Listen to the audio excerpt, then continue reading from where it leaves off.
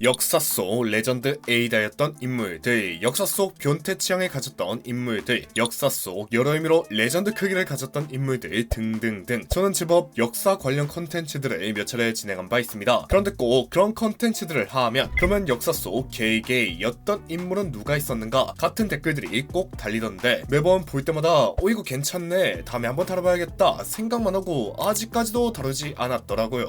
자, 그래서 이번 기회에 준비했습니다. 역사 속 게이였던 인물들. 일단 영상 들어가기 이전 오늘 선정된 인물들은 최대한 역사 이름 좀 날린 인물, 그 중에서 전혀 예상치 못하게 게이의 성향을 가졌던 인물들 위주로 선정했다는 거. 덤으로 고대 그리스나 중세 일본에서는 워낙에 그러한 문화가 널리 퍼져 있어 그 시대 지역 사람들은 배제하고 선정했다는 거 먼저 알려드리며, 그럼 오늘도 저와 함께 건전하게 알아보죠.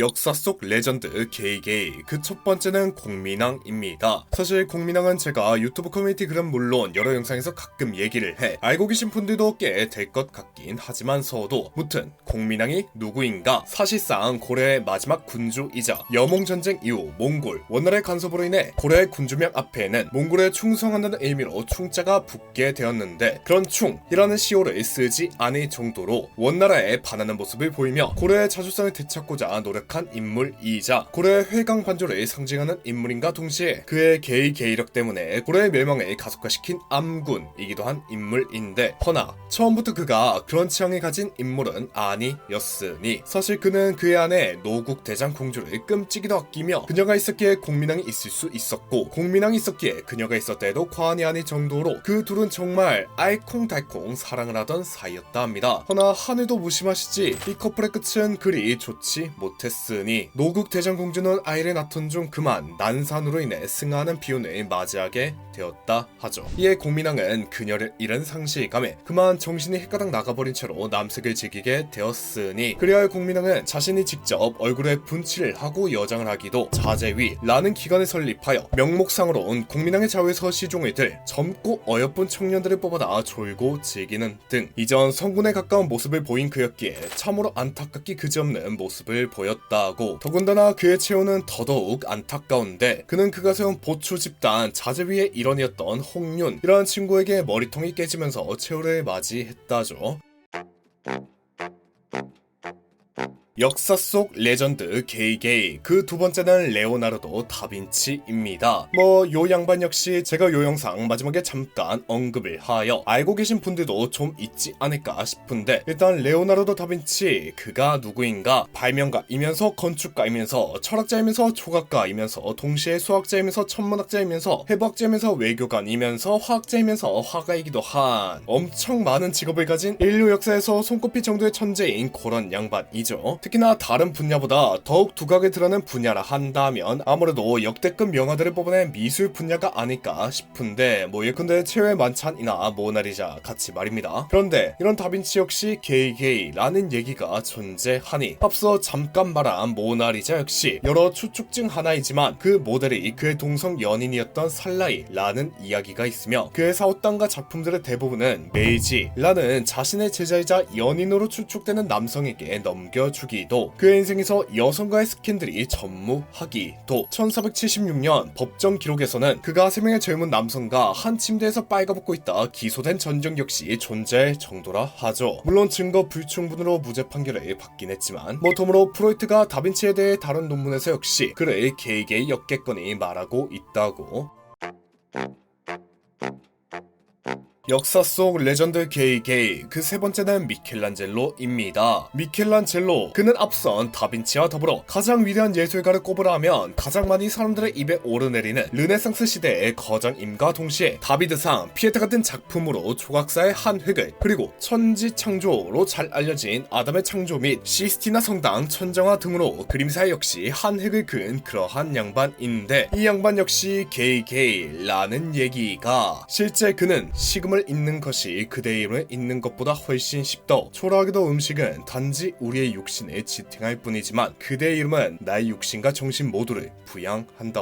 저는 오늘 피렌체를 떠납니다. 내가 살아있는 한 어디를 가든 나는 늘 당신과의 의리를 저버리지 않을 것이고 오로지 당신만을 사랑할 겁니다. 같이 사랑하는 이에게 보내는 것 같은 편지가 여럿 있었는데 이 편지의 주인공은 토마소 카발리에리라는 청년이었으며 한두 통도 아닌 무려 300여 편이 넘는 소네트를 헌정했을 정도라죠. 여담이지만 그의 소네트는 그의 그림과 조각에 견줄 정도로 너무나도 아름다웠다는데 그래서 실제 그가 세상에 뜬 지 60여 년이 지난 1623년 미켈란젤로의 조카의 아들이 우연히 그의 편지를 접하곤 시구의 아름다움에 경악을 했을 정도라 합니다. 근데 그 연시들이 온통 남성들에게 바쳐진 것에 두 번째 경악을 했다고. 또 사족을 붙이자면 레오나르도 다빈치는 그의 작품을 보고 여성 묘사 능력이 부족하다고 여성의 몸을 남자같이 만든다고 디스한 적이 있는데 실제 그런 느낌이 들긴 하지만 어쨌든 그 이유가 그가 이런 취향을 가져 그런 게 아닌가 하는 말도 나온다죠.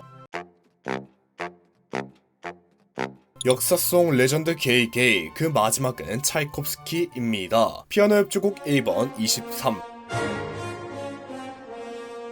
호두까기 인형 설탕자두 요정의 춤 호두까기 인형 꽃의 왈츠 백조의 호수 이막 정경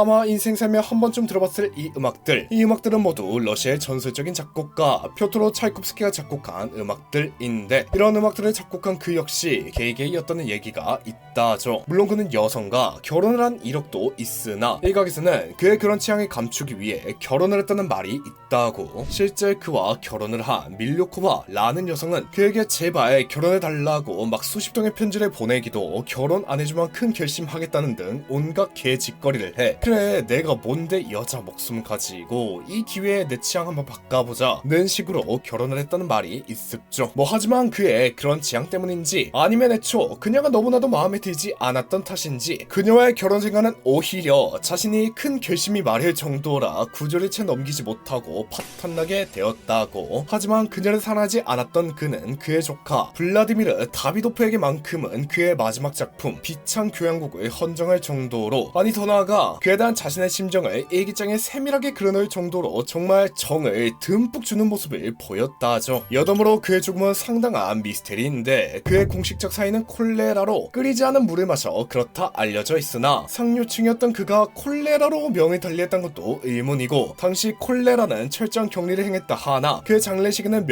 몇만 명의 시민 및 종교의 주교를 비롯 수많은 고위 성직자들도 왔었다 보니 그의 실제 사인은 콜레라가 아닌 그의 취향을 부끄러이 여긴 동료들이 독극물로 스스로 생을 마감하게 종용을 한 것이 아닌가 하는 얘기 역시 나온다 합니다.